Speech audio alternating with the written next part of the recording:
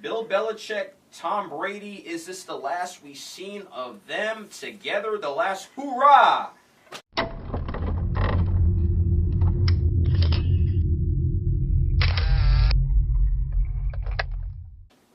It is, to me. Why? Because let's look at the Super Bowl last year. Tom Brady had a hell of a game, 500 passing yards. Arguably could have been his best. That might have been his best performance. I say it is. Other people want to debate here or there. I say in the early Super Bowls they relied heavily on that defense. He was clutch in fourth quarters, but Tom Brady did the most. He went LeBron James full throttle out. And what happened though? The defense acted like Nick Foles was the second coming to Peyton Manning. I give Nick Foles credit. I think he should be a starter. That is my guy. Nick Foles should be a starter somewhere. But damn, he isn't that good to be outgunning Tom Brady. So who does the blame fall on? Malcolm Butler, who is their best cornerback, didn't play. He doesn't want to talk about that. He brushed off the reporter. But to me, that just added fuel to the fire. Why wasn't the defense up and prepared Bill Belichick style like it usually is for the Super Bowl? The Patriots usually play pretty good defense in Super Bowls. They played absolutely pathetic. The Eagles didn't even punt. They ran up and down the field. 41 points. It's ridiculous. And to me, that's on Belichick. He does need to come out and talk about why Malcolm Butler was benched, but he doesn't want to. That really put a hinder in the relationship because Tom Brady's thinking, what else do I have to do to win a title? Just turned 41 today. Happy birthday, Tom Brady. What's next, though? Is he going to have the same type of season? To me, Tom Brady's done after this year. Bill Belichick's done after this year. Will Belichick say, hey, I want to pack up my bags and go win on another team? I don't know. And we have to talk about Robert Kraft and Tom Brady's relationship. Why the hell isn't Robert Kraft coming out and being like, you know what, Tom Brady, you should be the highest paid quarterback. Not you take a pay cut, do this for the team. I respect you. You gave us 5 rings. You brought us to all those Super Bowls. You're going to be the highest paid guy just out of respect. There should be talks like that.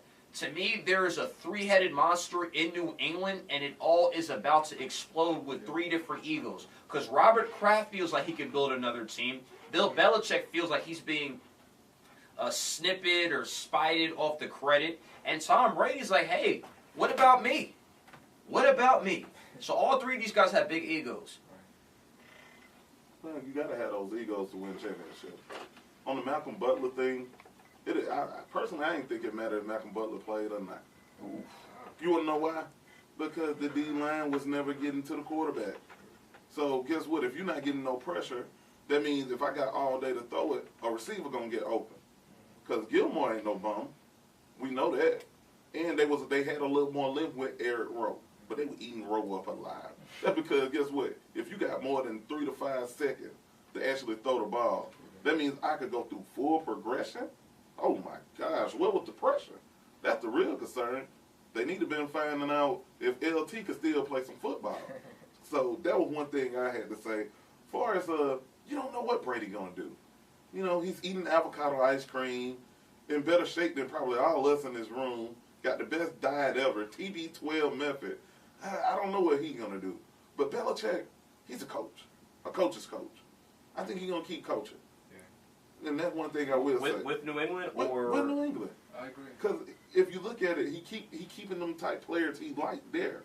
And he got young guys there. That Sonny Michel and Isaiah Wynn thing, that wasn't just a on the whim thing. That was some Belichick stuff. That wasn't just for this year. That was him thinking of his future. Yeah, he was a little nitpicky on the Garoppolo thing. I give him that, but he's like, I'll find me another one. Because if you look at it, Belichick always draft a quarterback. A lot of people don't realize that, but he do. As far as Robert Kraft one of the better owners out because he stay out the way.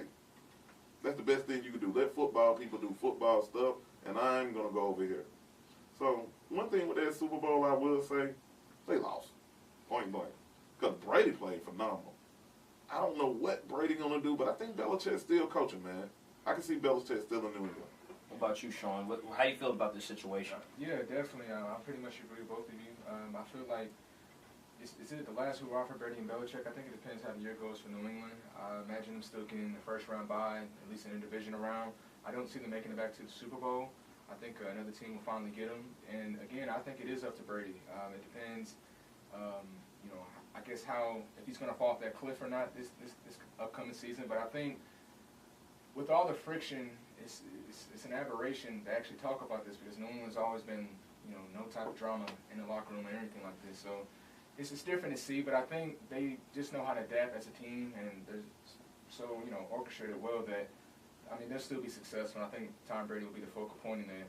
But as far as Bill Belichick, I agree. I think if this is Tom Brady's last year, because of Bill Belichick's, I think, ego that he has, I think he'll still like to coach the following season and see if he can possibly still without Brady. Like he said, I mean, it wasn't a mistake getting Sonny Michel, the running back, even though, you know, I'm sure Kraft and him will talk about that. But I think if Brady retires at this season, I still think Belichick at least gives another run and see how far he can get it to the postseason. Okay. 2019 season.